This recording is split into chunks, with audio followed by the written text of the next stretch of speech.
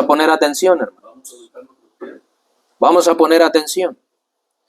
Porque el pasaje que yo quisiera citar con ustedes o estudiar con ustedes esta mañana será el famosísimo Salmo 91. Muy famoso, muy citado, hermanos, pero poco comprendido. O sea que este Salmo 91 para la gran mayoría viene siendo como ese amuleto de protección. Nada más.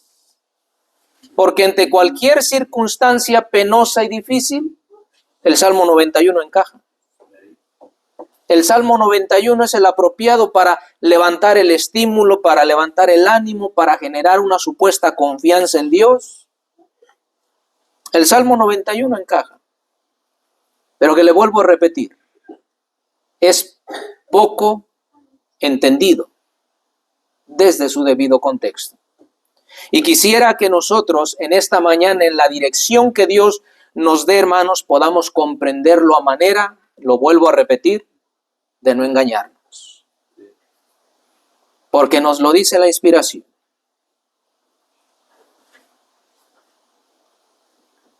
La obra más fácil que podemos hacer nosotros es la de engañarnos. Y eso es lo que no quisiéramos, hermanos. No quisiéramos. Porque aún Pablo en sus escritos, hablándole a la iglesia en Corintio, dijo, no sea que yo habiendo sido predicador para muchos, yo mismo venga a ser eliminado, reprobado, ajeno de la vida eterna. Y ese era lo que temía Pablo. Entonces, todos nosotros debemos temer, hermanos, porque vuelvo a lo mismo. Engañar nuestra mente es lo más fácil que podemos hacer. ¿Ah? Calmar nuestra conciencia con nuestro estilo de vida errado, con nuestras palabras erradas, con nuestros pensamientos errados, y sin embargo, hacer creer a nuestra conciencia que estamos bien, es muy peligroso. Es muy peligroso. Entonces, hermanos, quisiéramos que en esta mañana pudiéramos estudiar qué es esto.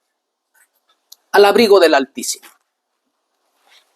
¿Qué es esto, hermanos? Que nos enseñe el Salmo capítulo 91, el versículo 1, que quisiera que me acompañasen a leerlo allá, que aunque sé que la mayoría se lo sabe en memoria. La mayoría lo sabe recitar, hermanos. Pero vuelvo a lo mismo, aquí se trata de entender cuál es la buena voluntad de Dios. Y hay dos cosas que yo quisiera resaltar en este solo pasaje.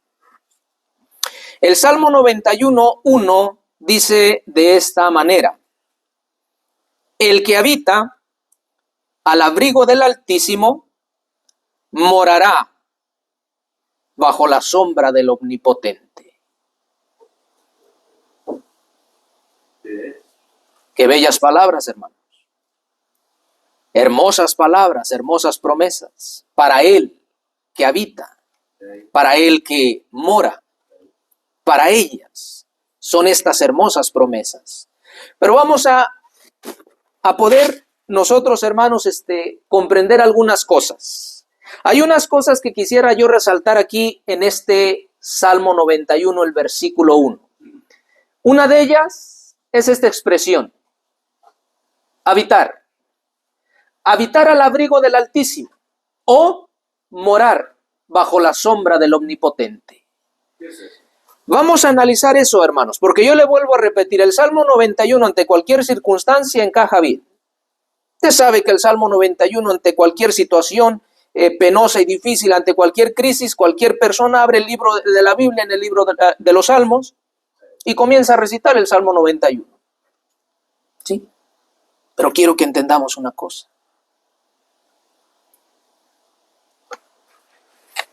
No todos habitan, aunque abran la Biblia, aunque reciten el Salmo.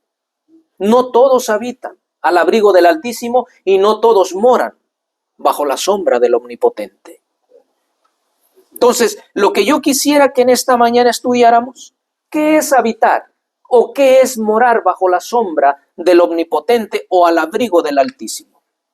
Eso es lo que quisiera que en esta mañana estudiáramos a manera de enderezar correctamente nuestros pasos. ¿Estamos listos? Bien. Otra vez, mis hermanos. Aquí tenemos que estar nosotros. Todo nuestro caminar, por favor grábeselo, todo nuestro caminar cristiano debe estar siempre al abrigo del Altísimo. Siempre. Cualquier desviación es peligrosa. Por eso nos decía el canto a nosotros, otro asilo no hay. No podríamos jamás en nuestra vida, hermanos, encontrar otro seguro refugio que Jesús. Por eso el libro de los Salmos constantemente nos presenta a Jehová como nuestra roca, nuestro castillo, nuestro escudo, nuestro mayor protector. Y el Salmo 91 nos lo pinta de esta manera. El abrigo del Altísimo o la sombra del Omnipotente. Son palabras tan hermosas, hermanos, que sí, yo quisiera que pudiéramos estudiar. ¿Qué dijimos que íbamos a analizar? 2 palabras. Habitar. Habitar al abrigo del Altísimo o morar bajo la sombra del Omnipotente. Entonces analicemos una cosa. El término habitar tiene un profundo significado en la Biblia y proviene del latín, que quiere decir, en latín, habitaré, que significa vivir, residir o morar. Vamos. El que habita, el que vive, el que reside o el que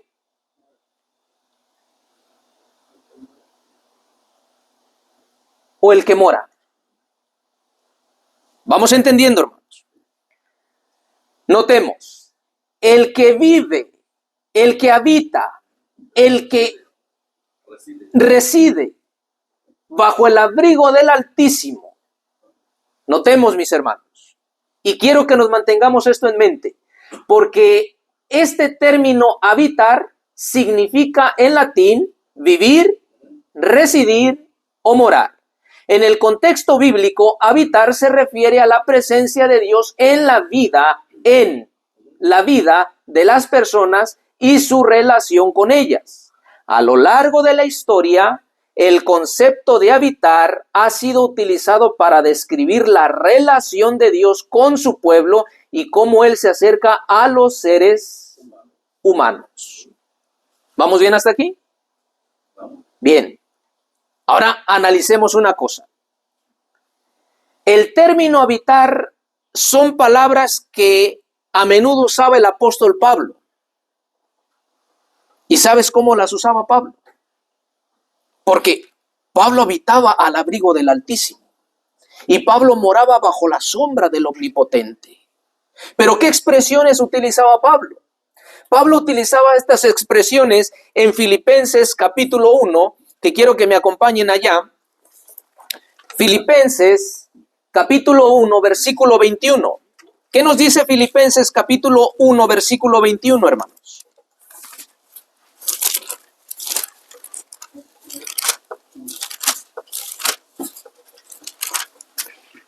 ¿Alguien lo tiene?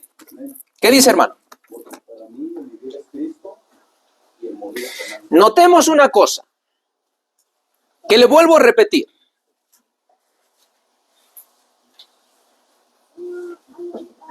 ¿Qué significa habitar? Vivir, residir o morar. Vivir. Entonces, ¿qué dijo Pablo en Filipenses 1:21? Para mí vivir es Cristo, porque Pablo vivía o habitaba al abrigo del Altísimo. ¿Me explico? Por favor, comprendan, hermanos. Noten lo que está diciendo el apóstol Pablo. Para mí, mi experiencia, vivir es Cristo. El resultado ya es ganancia. Porque cualquier persona que habita al abrigo del Altísimo, hermanos, déjame decirte una cosa, que por amargas que sean las circunstancias, siempre hay un buen propósito en los planes de Dios. Es algo que al ser humano le cuesta entender, pero el que habita al abrigo del Altísimo, hermanos, los resultados de vivir bajo el abrigo del Altísimo siempre son buenos. Y esto es lo que dice Pablo en el libro de los Romanos. Porque todos los que confían en Dios, todos los que creen en Dios, a todos los que esperan en Dios, todas las cosas les ayudan a bien. Todo le ayuda a bien. Si las circunstancias son buenas o son malas, todo tiene un buen propósito. Entonces lo que está diciendo Pablo es que si para mí vivir es Cristo, ya el morir ya es la ganancia, hermano. Y vaya que si tú entiendes ese pasaje, hermano, tiene mucho que decirnos. Espero que lo comprendamos. También Pablo lo cita en el libro de Gálatas, que quiero que me acompañe allá. En la carta que Pablo escribió a los Gálatas,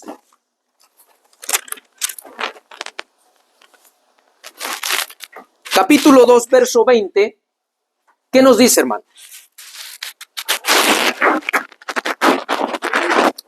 ¿Qué dice? Con Cristo estoy juntamente crucificado, y ya no vivo yo, sino que Cristo vive en mí.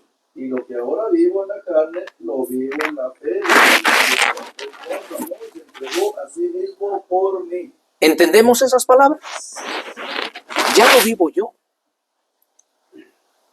Él vive en mí y yo en él. Es lo que está diciendo el apóstol Pablo a los Gálatas. Ya no vivo yo. Cristo vive en mí. Entonces, ¿dónde estaba Pablo? Habitando al abrigo del Altísimo. Y yo le voy a volver a repetir esto. Conforme vayamos avanzando, lo hemos de tener que repetir varias veces. Estas, hermanos, no son palabras que uno debe memorizarse simplemente. Estas no eran teorías que Pablo sacaba y al ahí se va. Lo que hablaba Pablo era lo mismo que experimentaba y vivía. Y eso es lo que cada creyente debe experimentar y vivir. ¿Qué es habitar bajo el abrigo del Altísimo? Es vivir. Es vivir. ¿Dónde? En Cristo. Es vivir para Cristo. Es vivir con Cristo. ¿Me explico aquí, hermanos? Ya no vivo yo. Él vive en mí. Interesante. Escuchen, hermanos. En la Biblia, habitar, del hebreo yashab o shakan, significa más que solo vivir en un solo lugar. Implica una relación de permanencia, presencia y morada, especialmente la presencia de Dios en y con su pueblo. Una relación donde Dios mora en el creyente y el creyente en él, trayendo bendición, protección y una vida plena y abundante más allá de una simple. Mira qué triste cosa. ¿Qué entendemos por habitar? En el hebreo es yashab o shakan. ¿Ok?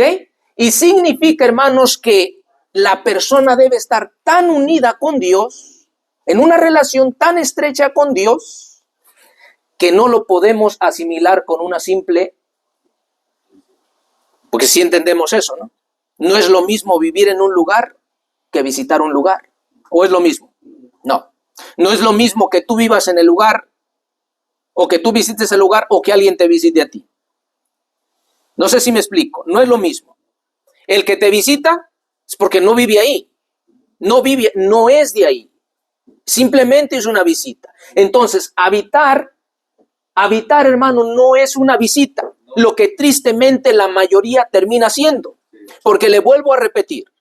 El Salmo 91 es ese famosísimo salmo que sale a flote cuando se ocupa Dios. Cuando se requiere de Dios, el Salmo 91 sale. Y nos lo adjudicamos. Y pensamos que ese salmo nos queda a nosotros. Y cuando se acaban los problemas, cuando Dios libra a las personas de los problemas, entonces sí, vámonos. ¿Qué fue eso? Una simple visita. Me acordé de Dios, te visito, Dios, ayúdame en mi necesidad, en mi problema, en mi circunstancia. Y después de ayudado, adiós, yo me retiro. No soy de aquí. Entonces, ¿qué es el término habitar, hermanos? Es esto. ¿Qué es esto? ¿Qué dice ahí? Hermano, en hebreo. Grábeselo.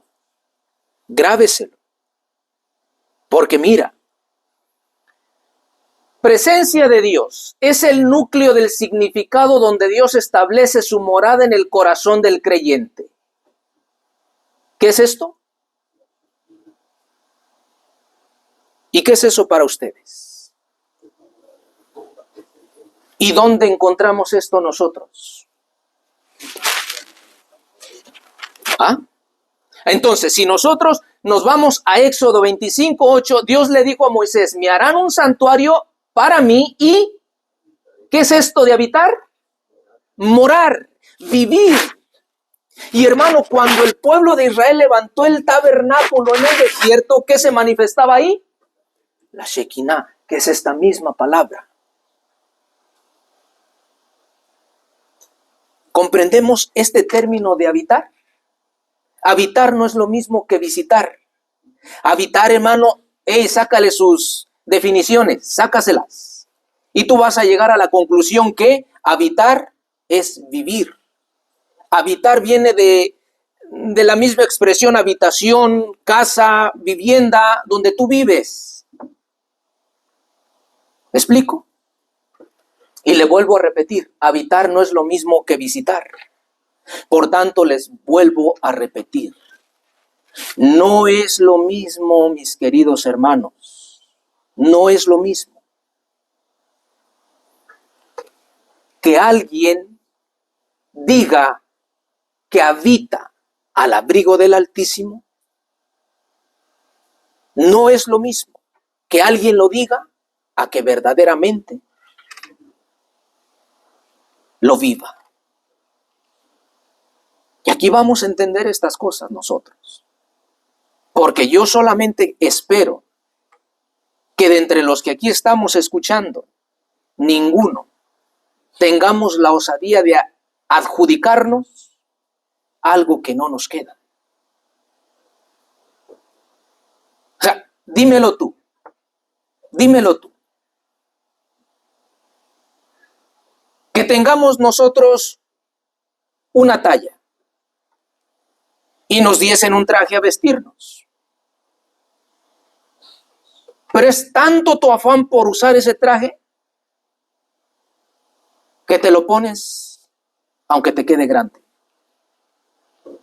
¿Ya te miraste en el espejo cómo te ves? No te queda. Es tanto tu afán de usar ese traje que te queda demasiado reducido. No te cierra. ¿Ya te miraste en el espejo? El Salmo 91 no es para cualquier persona, hermanos. Aunque tristemente lo están sacando, el mundo cristiano lo saca. Y le vuelvo a repetir, ¿en qué momento lo sacan? En las circunstancias, en las dificultades, en las penurias. Ahí sacan el Salmo 91, ahí visitan a Dios, ahí se acuerdan de Dios y después, porque no viven ahí. Habitar no es lo mismo que visitar.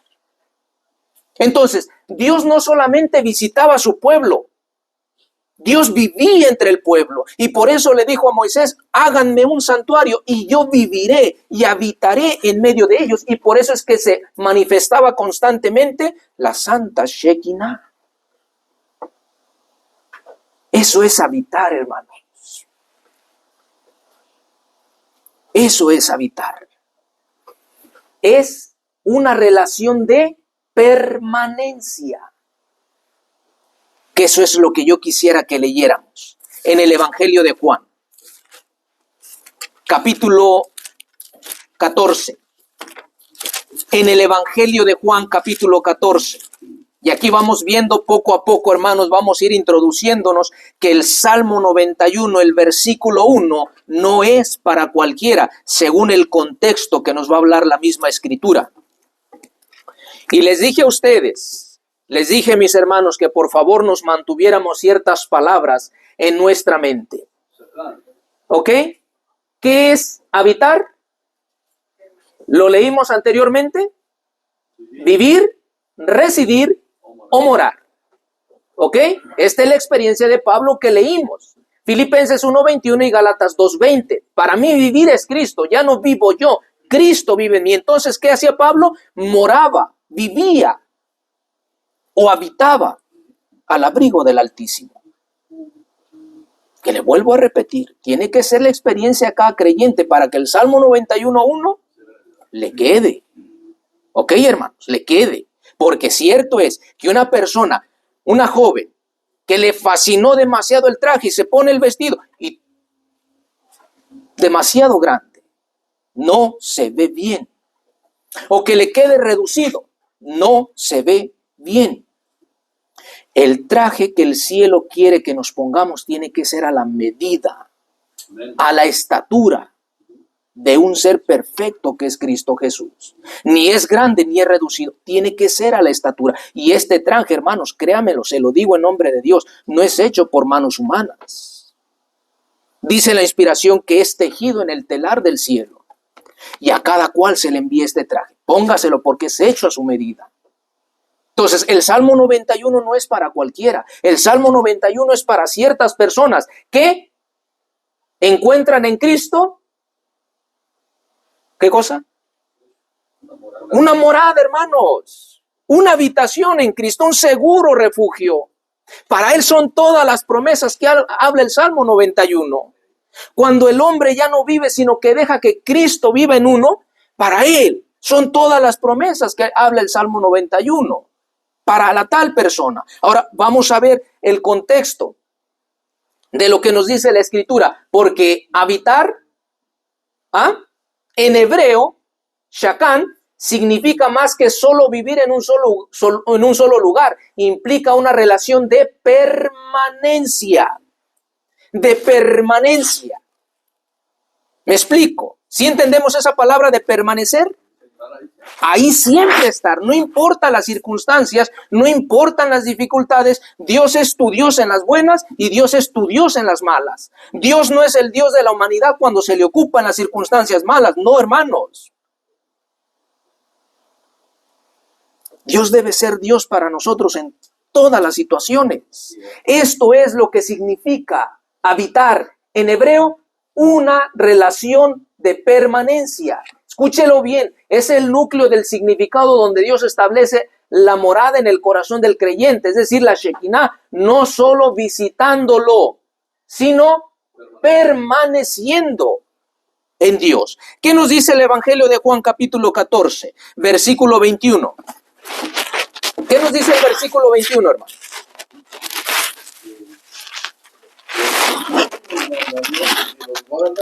Ese es el que me ama, y el que me ama será amado por mi Padre, y yo le amaré y me manifestaré.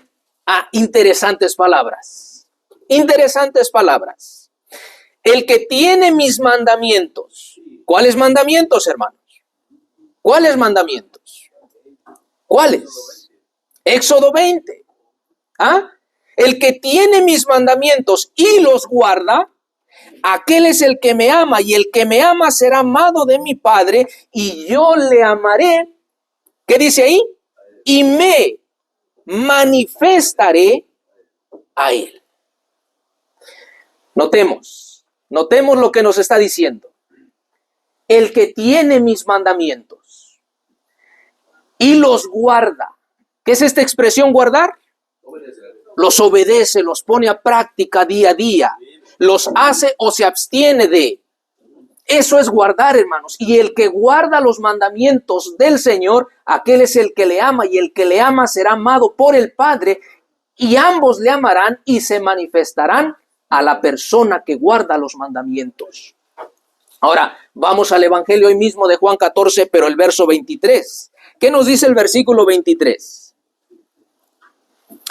Respondiendo Jesús le dijo, el que me ama, mi palabra guardará, y mi Padre le amará, y vendremos a él. ¿Y qué dice? Haremos morada con él. ¿Escucha usted bien eso? A ver, antes de avanzar yo me quiero regresar.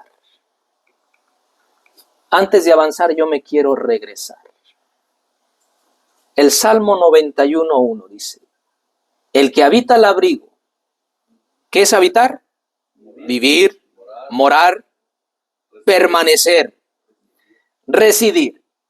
El que habita el abrigo del Altísimo, éste morará bajo la sombra del Omnipotente. ¿Qué está diciendo Jesús entonces en los pasajes que leímos nosotros, hermanos? Mira, ¿quién es el único que puede habitar bajo el abrigo del Altísimo? El que guarda sus mandamientos. El que los tiene y los guarda. El Salmo 91:1 es para la tal persona. Le queda a la medida. Te comparto esto en Testimonios para la Iglesia, el tomo 8. Escúchalo bien. Pequeñito el párrafo. El pueblo de Dios que guarda sus mandamientos está bajo la protección del amplio escudo del Omnipotente. ¿Quién? El que guarda los mandamientos. ¿Dónde entra? En el Salmo 91:1. El que habita, morará bajo la sombra del Omnipotente. Y entonces, si tú lees todo el Salmo 91, todo encaja para la tal persona. Y te lo voy a volver a repetir.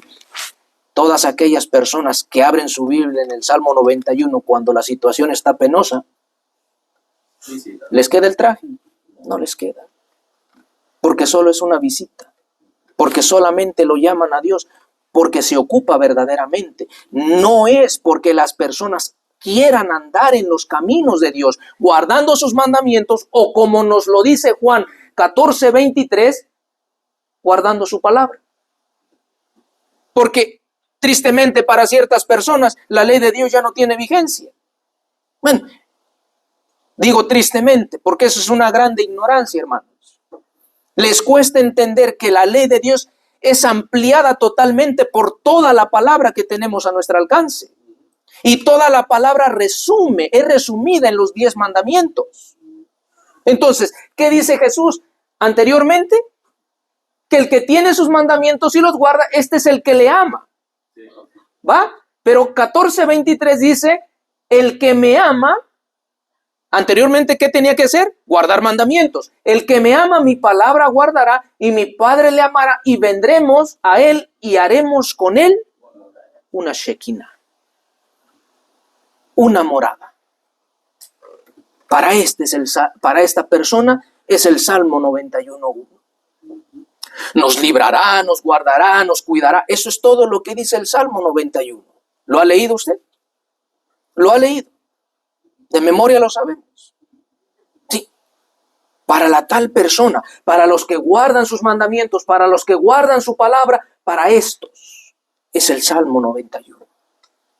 Entonces, ¿sabes tú para cuándo el Salmo 91 va a ser tan especial para el pueblo de Dios? Cuando la gran crisis sobrevenga. Porque ¿qué nos enseña el Salmo 91? Caerán a tu lado 1,000, 10,000 a tu lado, pero a ti. ¿Entiendes? ¿Y cuándo será eso? ¿Cuándo, hermanos? Cuando la gran crisis que está por sobrevenir al planeta Tierra venga solamente para ellos. Por favor, entendamos. Muchos que hoy por hoy nos adjudicamos estos pasajes para nosotros, calmando nuestras conciencias que es para nosotros, que Jehová es nuestro Dios, nuestro refugio, mientras que sigamos transgrediendo mandamientos y palabra de Dios, cuando venga la crisis, ¿sabes cómo va a encontrar a muchos? Sin la debida preparación, hermanos. ¿Y todo por qué? Es porque fácil es para mí decir que esto es para mí. Fácil es yo decirle que esto es para ustedes, sin siquiera hacer un autoexamen de cómo estamos delante de Dios, si verdaderamente la palabra de Dios y los mandamientos de Dios se están guardando.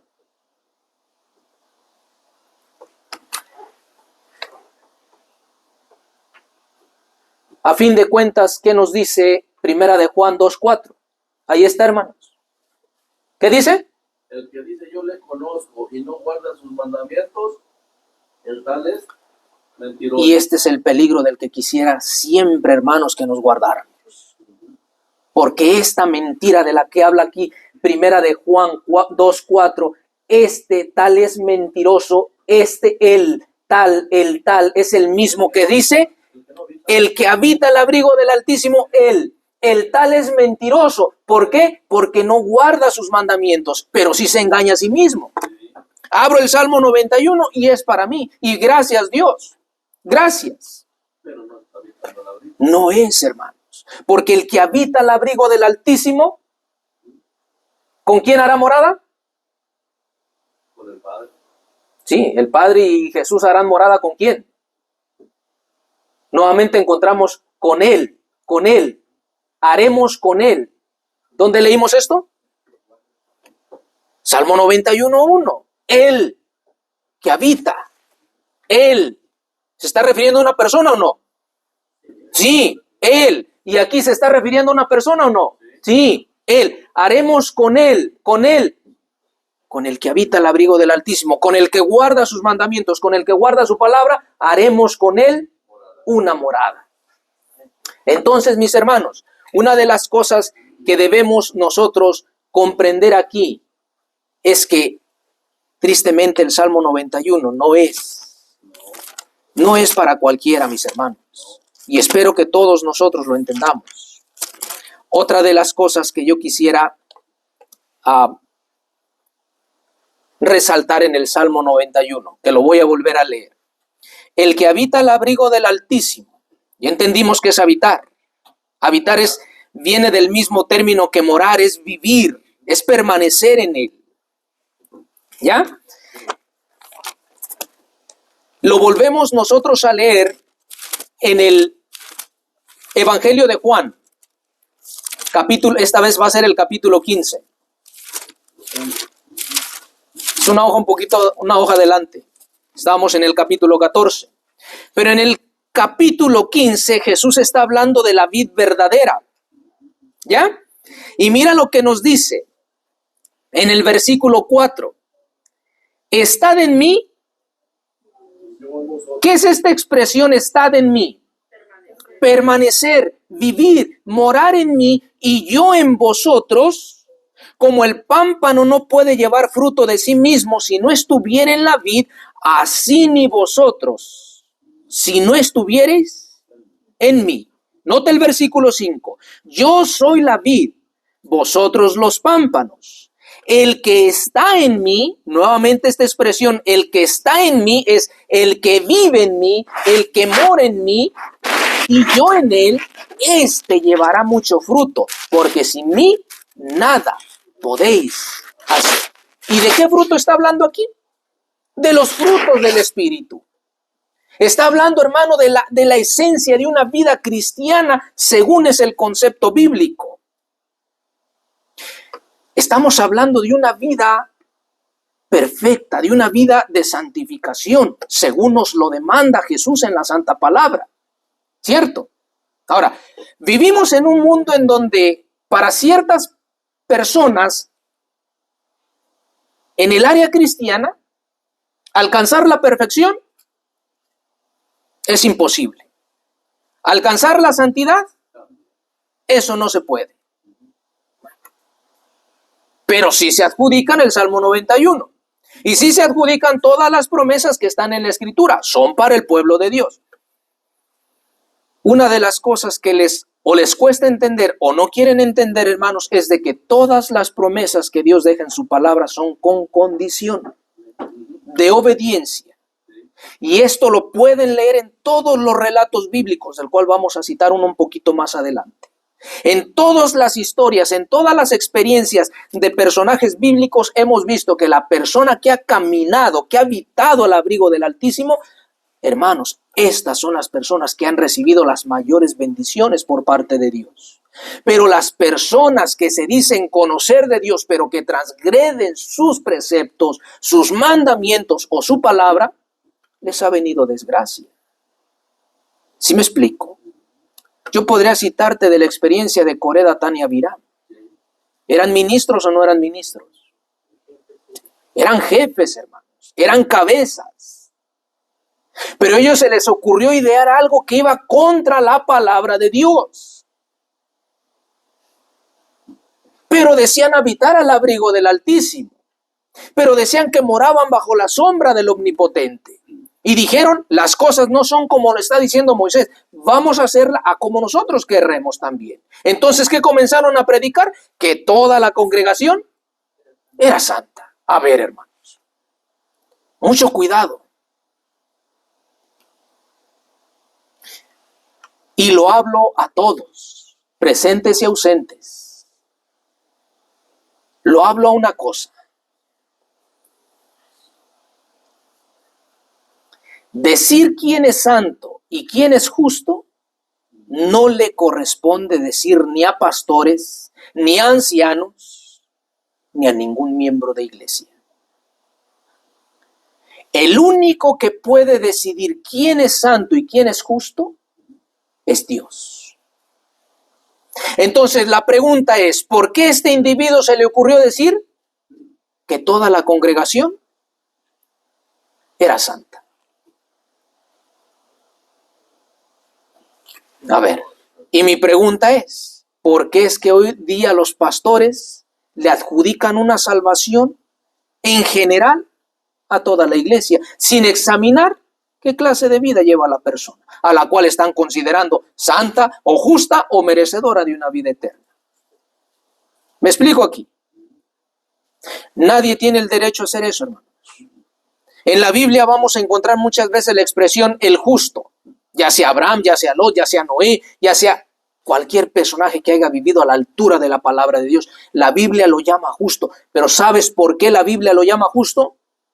Porque ¿quién inspiró la Biblia? Dios.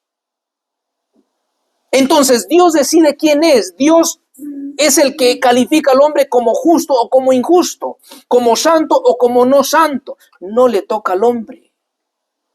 No le toca a la persona decir que tal pasaje te queda a ti cuando no sabes ni conoces qué estilo de vida lleva la persona.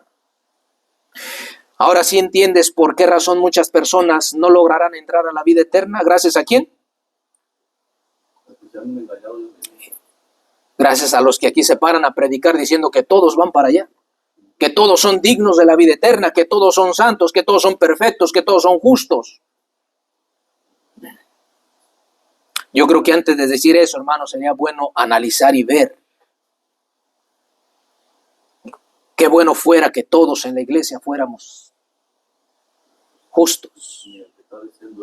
Pero hermano, Jesús dice que hasta el mismo tiempo del fin, el trigo y la cizaña van a crecer juntos. ¿Dónde? ¿En el mundo o en la iglesia? No, en la iglesia. En la iglesia, el bueno y el malo van a crecer juntos. Entonces, ¿por qué a todos se les adjudica algo que no les corresponde? Algo que no les queda. ¿Por qué el afán de quererse poner algo que no, hermanos, es de su talla? Lo que estamos viendo aquí nosotros es que las personas que habitan al abrigo del Altísimo tienen los mandamientos de Dios y los guardan. Y con ellos, en ellos se manifestará el Señor Jesús, pero más, dice que con ellos hará morada. Ya el apóstol Juan, lo leímos aquí, que la persona que no guarda los mandamientos es mentiroso y la verdad no está en él. Tristemente. Así que, hermanos, lo que leímos en Juan capítulo 15, el versos 4 y 5, prácticamente está tomando una expresión. Mi versión dice, estad en mí. No sé si todas sus versiones dicen lo mismo. El verso 4. ¿Qué es habitar? Eso, ahí está. Es una relación de permanencia. Permaneced en mí y yo en vosotros. Vivir en mí y yo en vosotros. Habitar en mí y yo en vosotros. ¿Y quién es aquella persona en la que Jesús hará morada o habitación? El que guarda su palabra, el que guarda sus mandamientos. ¿Va? Entonces yo sí le digo una cosa, cuando estemos a la altura de estos consejos, entonces si abre el Salmo 91, léelo y póntelo, porque te toca a ti, porque es para ti. Porque estas promesas de bendición, de protección, de ayuda, de consuelo, registradas en el Salmo 91, son para ti. Porque vives a la altura de lo que se nos está pidiendo en la palabra de Dios.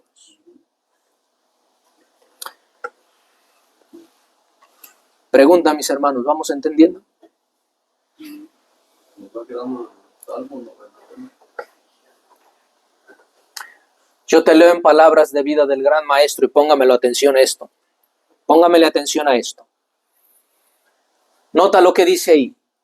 Cuando la voluntad, si tú entiendes esta voluntad en el contexto de lo que estamos estudiando del Salmo 91, de lo que leímos en el Evangelio de Juan 14, la voluntad, cuando la voluntad del hombre coopera con la voluntad de Dios, ¿ya? Habita en mí y yo en ti. Ya no vivo yo, Cristo vive en mí.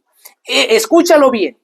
Cuando esto sea en una experiencia en nosotros, cuando mi voluntad coopere con la voluntad de Dios, ¿qué llegará a ser?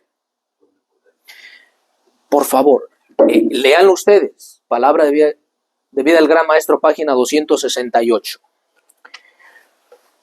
Cuando tu voluntad se une con la voluntad de Dios, llega a ser ¿quién? ¿Quién? ¿Ah?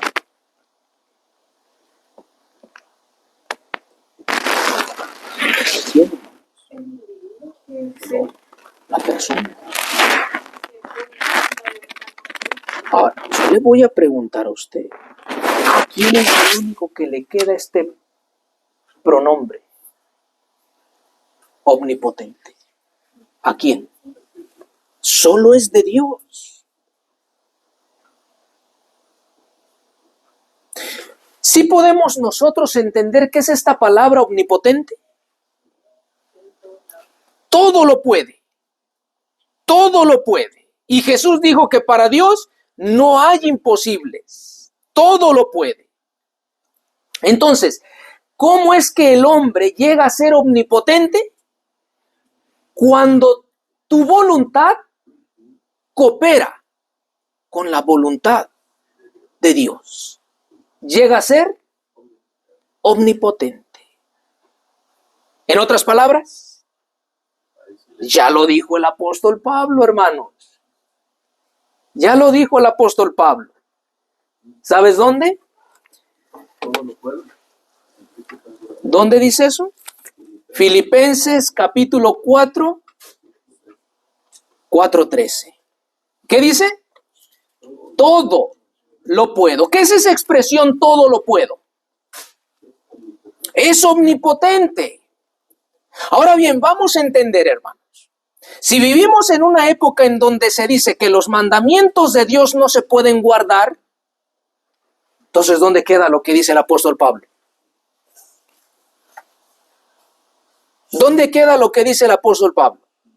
Ahora, si volvemos a leer el Evangelio de Juan, capítulo 15, que es ahí donde estamos, versículo 5, dice Jesús, yo soy la vid, vosotros los pámpanos, el que esté en mí, yo en él, este lleva mucho fruto, porque sin mí nada puedes hacer. Pero cuando tu voluntad coopera con la voluntad de Dios, todo lo puedes hacer. Es decir, que si vivimos en una época en donde se dice que el pecado no se puede vencer, ¿dónde queda lo que el apóstol Pablo está diciendo? Todo lo puedo en Cristo. Y Jesús dijo, sin mí nada podéis hacer, pero con Jesús todo se puede hacer. ¿Comprendemos esta cita? Cuando la voluntad del hombre coopera con la voluntad de Dios, es decir, hermanos, cuando el hombre habita, cuando el hombre vive al abrigo del Altísimo, he aquí, mora bajo la sombra de la omnipotencia. Y esta persona es resguardada y fortalecida para resistir la tentación y para saber guardar la palabra de Dios. ¿Comprendemos aquí esto, hermanos?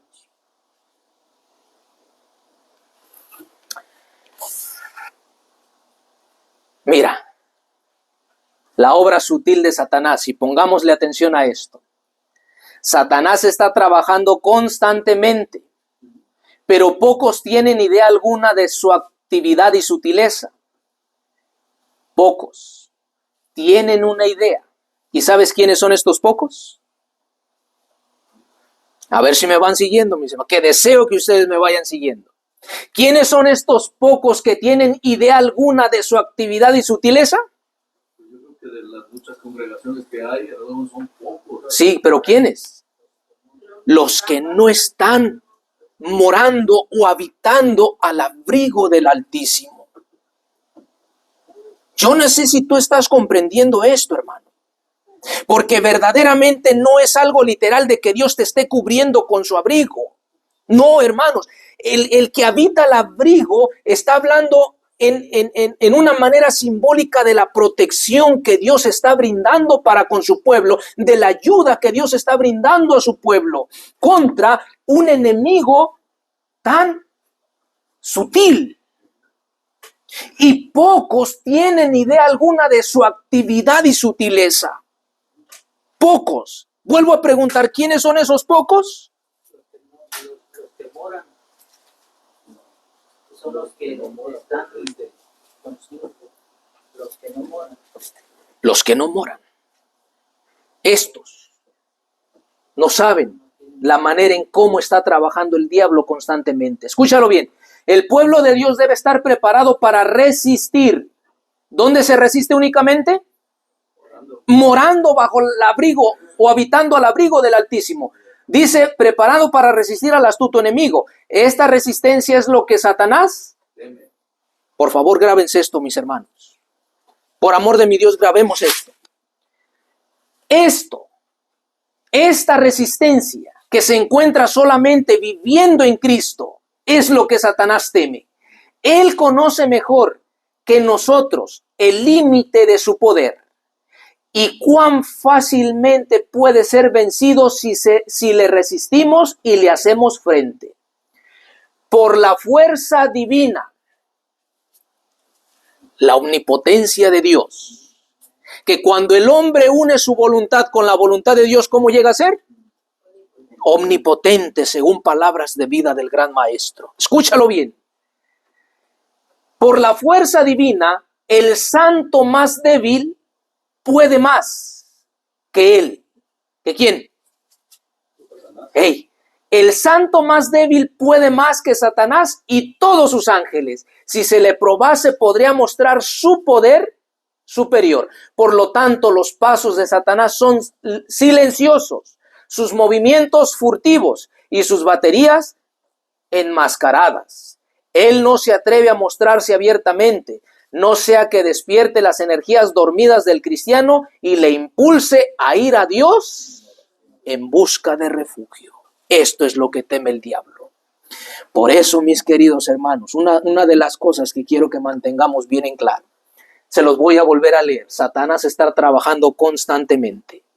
Él sabe que él es vencido. No importa que el santo sea muy débil, no importa. Mientras esté al abrigo del Altísimo, llega a ser omnipotente. Todo lo puede hacer según lo que dice Pablo en el libro o en la carta de Filipenses 4:13. Todo lo puedo. ¿Puede vencer al diablo? Sí. ¿Puede vencer a sus ángeles? Sí. ¿Puede guardar los mandamientos de Dios? Sí. ¿Puede vivir sin pecado? Sí puede.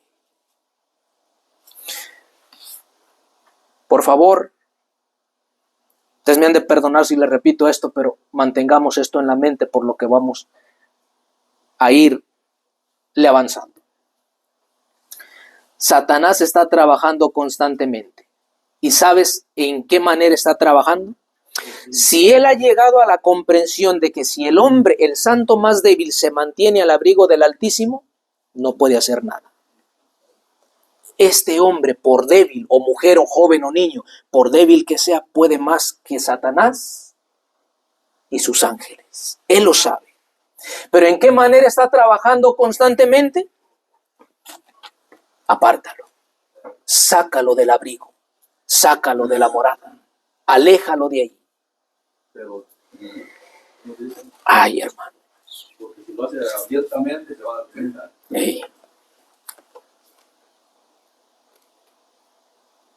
queridos hermanos. Y es aquí donde yo voy a hacer más hincapié.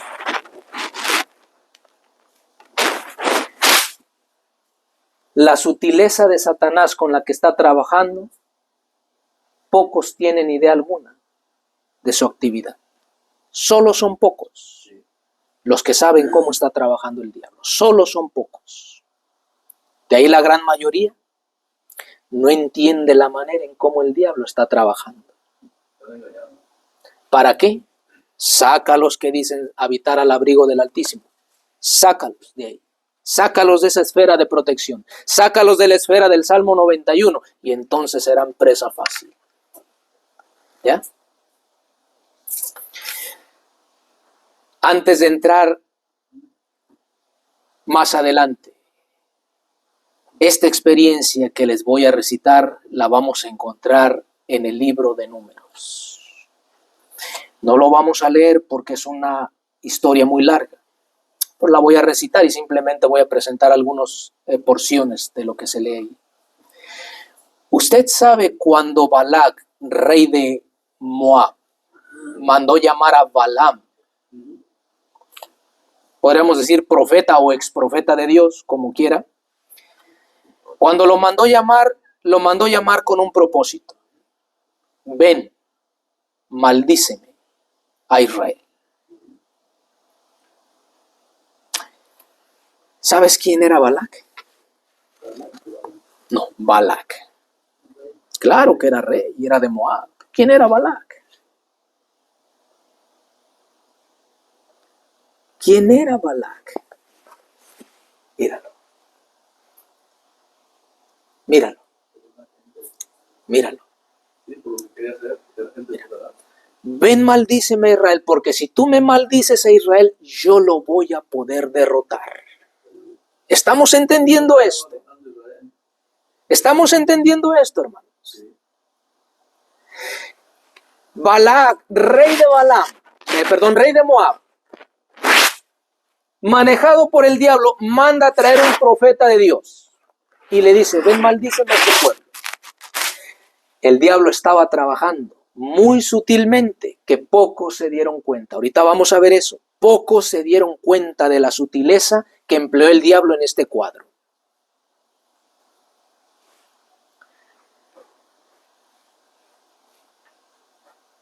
Y me adelanto en la historia. Balaam fue, no porque Dios lo mandara. Balaam fue, porque la Escritura dice que amó el premio de la maldad. Le ofrecieron cantidades cuantiosas de dinero para ir a maldecir al pueblo de Dios.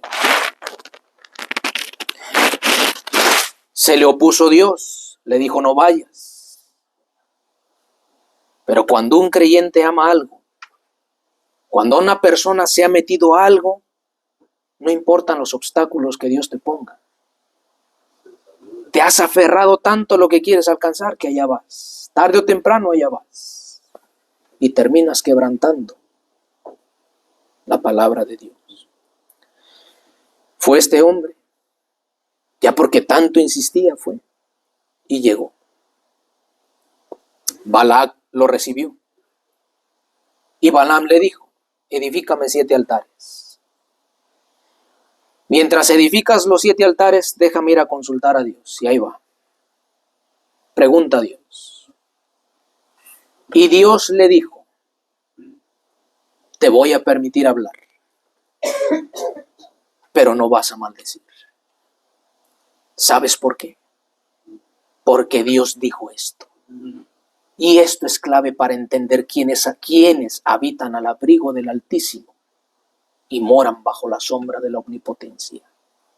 Dios dijo de Israel, no hay en él maldad.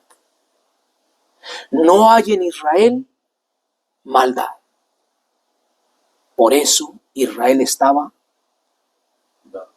bajo la sombra, protegido. Escúchenlo bien, hermanos. Mira, ¿sí se alcanza a leer? Con los nobles y los príncipes de Moab, el rey se quedó de pie al lado del sacrificio, mientras que la multitud anhelosa se congregó alrededor de ellos y todos esperaban el regreso del profeta. Por último volvió, y el pueblo esperó oír las palabras capaces de paralizar para siempre aquel poder extraño que se manifestaba en favor de los odiados israelitas. Balaam dijo. ¿Qué dijo Balaam? ¿Maldición? No. Mira lo que dijo. De Harán me trajo Balac, rey de Moab, de los montes del oriente. Ven, maldíceme a Jacob, y ven, execra a Israel. Pregunta, ¿por qué maldeciré yo al que Dios no maldijo? ¿Y por qué he de execrar al que Jehová no ha execrado? Porque de la cumbre de las peñas lo veré, y desde los collados lo miraré. He aquí un pueblo que habitará confiado. ¿Usted sí entiende eso?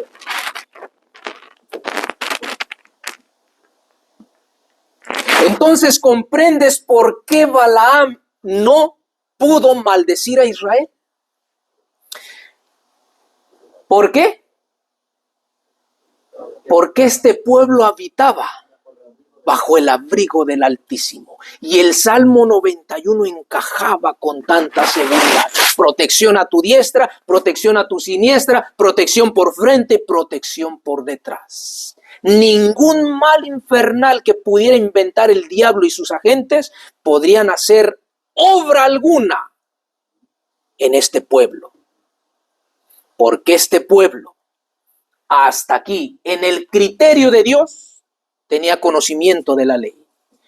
Guardaba la ley. Escúchalo bien, hermano.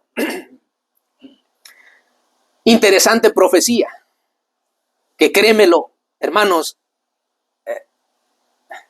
un día lo tocaremos más a detalle.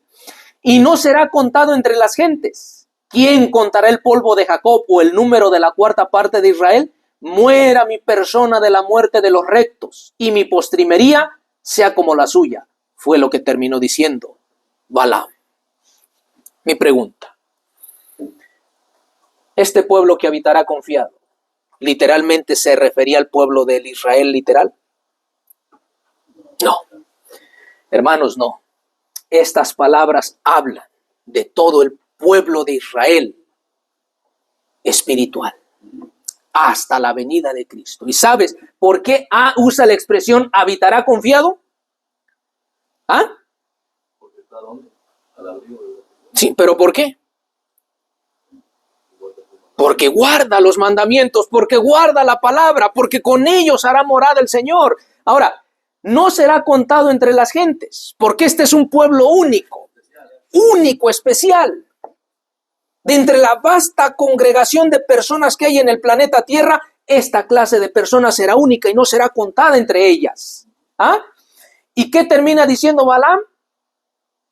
Muera mi persona como la muerte. ¿Quiénes son estos rectos, hermanos? Los que habitan al abrigo del Altísimo. Y estas palabras se las puso el Espíritu Santo a este hombre para que las hablase a un pueblo en el que Dios no miraba maldad. ¿Ya? Mira. Aquí estaba Satanás trabajando. Ven, maldíceme este pueblo. Donde tú me los maldigas, yo los podré destruir. Manda a traer a este hombre. Y este hombre, lejos de maldecir, bendice. Oh. Ahorita vamos a la lección, mis hermanos. Cuando se presentó a la compañía que esperaba ansiosamente, se le preguntó, ¿qué ha dicho Jehová? La contestación, como anteriormente, infundió terror en el corazón del rey y de los príncipes. Dios no es hombre para que mienta, ni hijo de hombre para que se arrepienta. Él dijo, y no hará. Habló, y no lo ejecutará. He aquí, yo he tomado bendición y él bendijo y no podré revocarla. Gloria a Dios por ello. No ha notado iniquidad en Jacob, ni ha visto perversidad en Israel. Jehová, su Dios, es. Con él. ¿Qué es esta expresión con él? Permanecía Jehová con el pueblo de Israel, hermanos. Y júbilo de rey en él.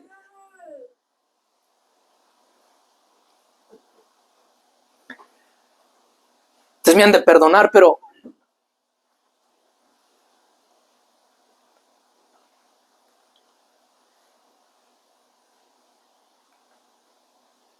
cuando Balaam no cumplió el deseo del rey, regresó a su tierra. Regresó. Con las manos vacías, regresó. Porque el rey le dijo, prometido llenar de tantos bienes. Te he mandado traer para que me maldigas a este pueblo, para sacarlo de ese escudo y yo poderlo destruir. Pero como no lo pudiste hacer, ándate. Vacío, vete. Pero si leemos Patriarcas y Profetas, dice que este hombre amaba tanto la gran cantidad que se le ofreció, que mira, es triste, hermano. Y créeme que en todas estas cosas podemos sacar grandes lecciones.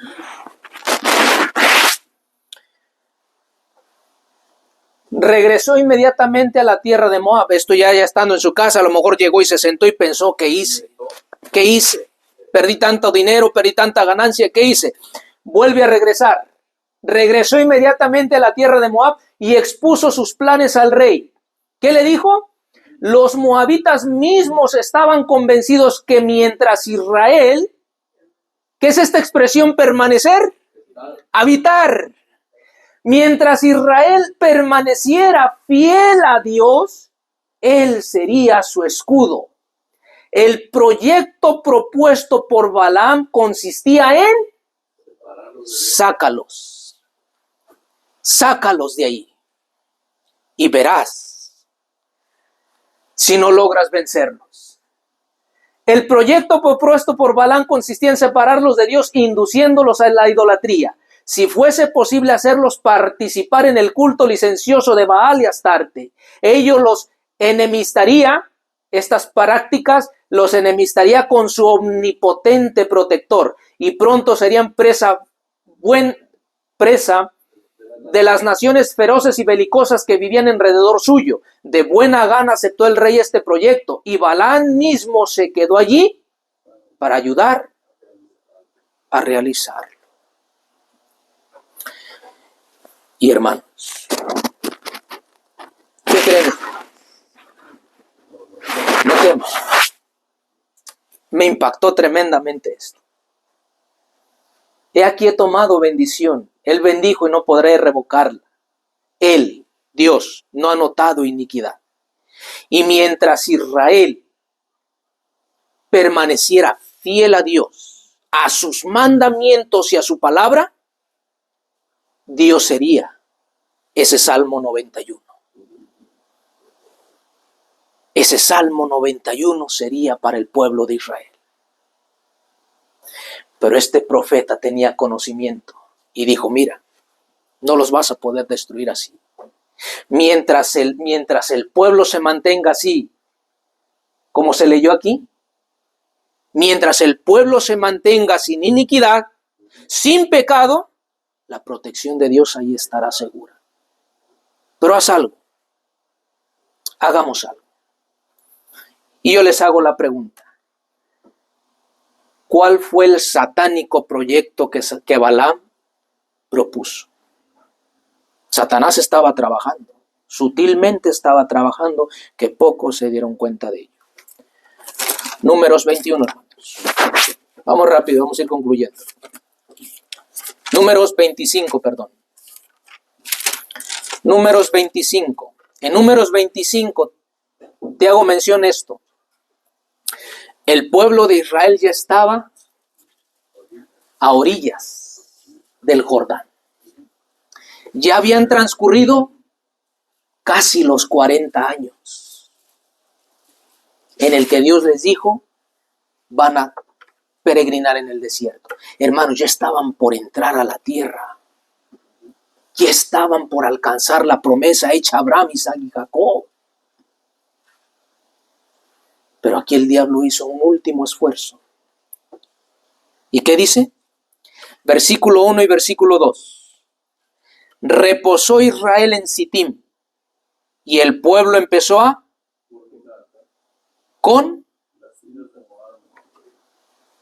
ver, hermanos.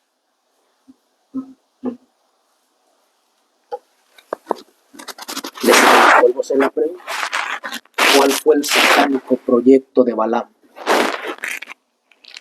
Que le dijo, mira, no importa quién traigas, mientras no se haya iniquidad en Israel, no vas a poder hacer nada. Dios bendijo y nadie va a poder revocar esa bendición. Pero haz esto, tráete las más bellas mujeres que tú tengas, tráetelas.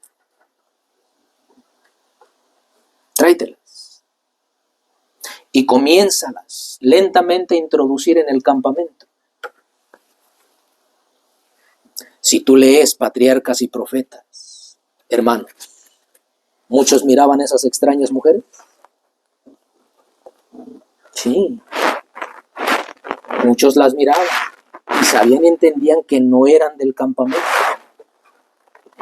Pero ¿qué hicieron por alejarlas? Nada. Cuando no se hace algo, hermanos, por resistir la tentación, mucho cuidado.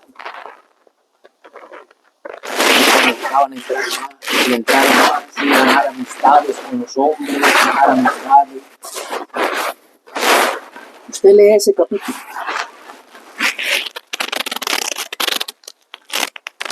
Y triunfa el diablo. El pueblo comenzó a fornicar. En ambos contextos, literal y espiritual. Porque si tú lees ese capítulo que te estoy diciendo, Patriarcas y Profetas, título, El pueblo a orillas del Jordán,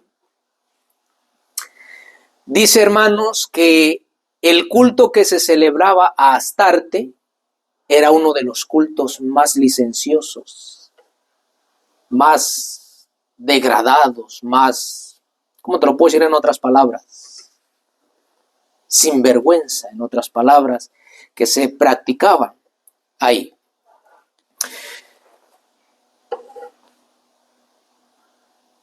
Y el pueblo que fue ganado por estas hermosas mujeres fue llevado no solo a practicar el adulterio y la fornicación literal y física, corporal, sino también al adorar a otros dioses.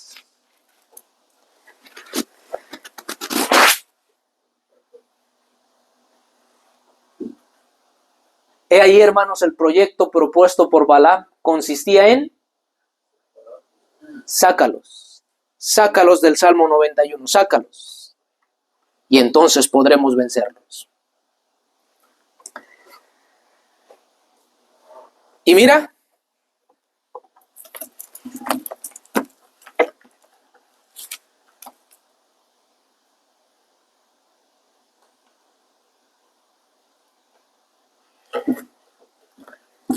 lo que nos dice a nosotros la Escritura de lo que Balaam hizo y aconsejó.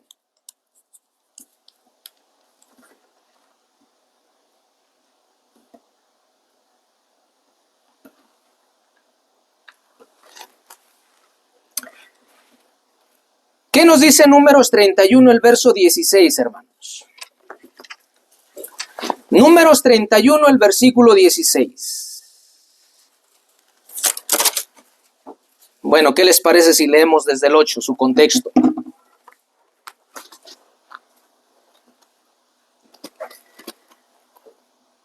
Números 31, el versículo 8. Aquí es cuando ya el Señor da la orden a Israel de destruir a Madián. Dio la orden. Nota lo que dice el verso 7. Y pelearon contra Madián como Jehová lo mandó a Moisés y mataron a todo varón. Escucha el 8. Mataron también entre los muertos de ellos a los reyes de Madián, Evi, Resem, Sur, Ur y Reba, 5 reyes de Madián. ¿A quién más? A Balaam también, hijo de Beor, mataron a cuchillo. ¿Quién lo mató? Los israelitas. Ahora mi pregunta es, ¿por qué lo mataron? ¿Qué leímos aquí, hermanos? Ojo, y Balaam mismo se quedó ¿dónde? Allí. ¿Dónde? ¿A dónde regresó? A Moab, para exponer sus planes. Ahí se quedó para ayudar a realizar esto. Ojo, Dios da la orden, destruyan a Moab. Y entre todo el gentío matan también a Balaam.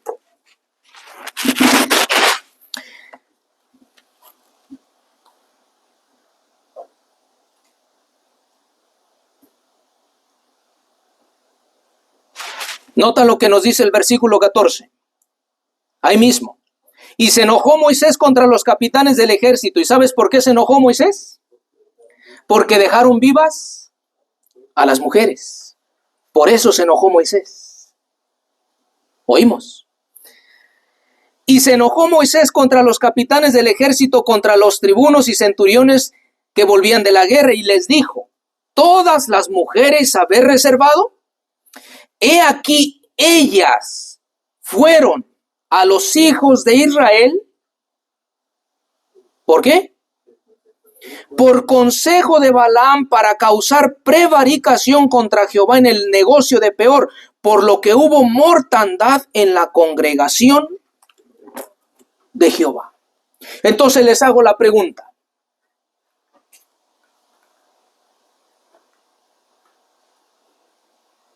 En su obra sutil, ¿Satanás tuvo éxito? Sí. Entendemos ahora por qué el Salmo 91, aunque la mayoría de creyentes y no creyentes saben la Biblia y lo leen y lo recitan y lo ponen y dejan su Biblia abierta, especialmente en el Salmo 91, que para protección. ¿Te das cuenta que el Salmo 91 no es para cualquier persona? El Salmo 91 solamente es para aquellas personas que, según nos lo dijo Juan, guardan los mandamientos, guardan la palabra de Dios. Con ellos hay protección. Todos aquellos a los cuales el enemigo, por quien quiera que sea, que yo lo he dicho muchas veces aquí, espero que nadie lo tome personal. En este caso, fue Balaam. Pero en el caso de muchas personas, puede llegar a ser hasta quienes menos lo esperamos. El papá, la mamá, el hermano, el tío, la abuela, el primo, el amigo, el etcétera. Cualquiera que nos lleve a sacrificar un principio, cuídate. Cuidémonos. Cualquier persona que nos lleve a apartarnos un poco de la palabra de Dios, mucho cuidado, porque nos estará sacando del círculo del Salmo 91. Y ya no hay protección para el pueblo de Dios. La protección de Dios fue quitada cuando Israel decidió participar en la idolatría y en la fornicación. Se quita el escudo protector de Dios. Ya no habitan al abrigo del Altísimo, ni moran bajo la morada del Omnipotente. Se acaba. Entonces sí, llega la mortandad. Cuidémonos, hermanos.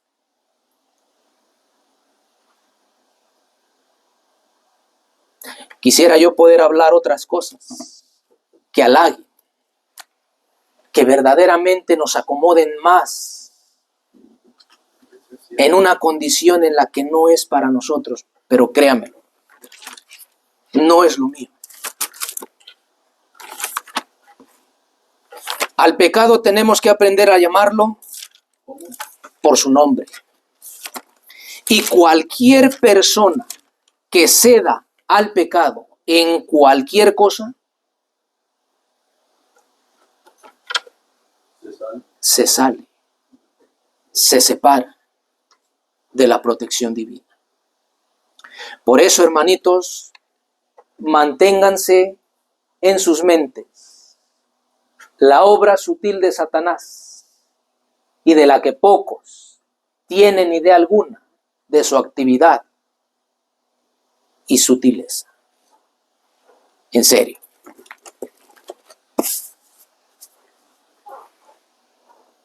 Y lo hablo porque un conocedor de los principios de Dios, un conocedor de la palabra de Dios, no era cualquier persona. ¿Entendemos? Y lo hemos repetido muchas veces aquí. No importa cuán hermosos hablen los hombres. No importa, hermanos, cuán poderosas, entre comillas, puedan ser la palabra que hablen los hombres desde el púlpito. Si terminan moviendo a alguien de lo que verdaderamente está escrito en la palabra, ahí se abre la puerta y el enemigo entra. Por eso ruego verdaderamente, en nombre de nuestro Señor y Dios, cada uno de nosotros seamos conscientes de la obra sutil que el enemigo está realizando en estos últimos días. Y que solamente aquellos, como lo leímos, Testimonios para la Iglesia tomó, que viven bajo la protección del Omnipotente, son aquellos que guardan los mandamientos de Dios. Dios nos ayude, hermanos, porque estamos entremetidos en un gran conflicto del que debemos ser conscientes día a día, que o permanecemos dentro de esa protección divina, o el enemigo terminará apartándonos y como consecuencia la ruina. Dios nos bendiga grandemente y Dios nos ayude. Vamos de rodillas, hermanos.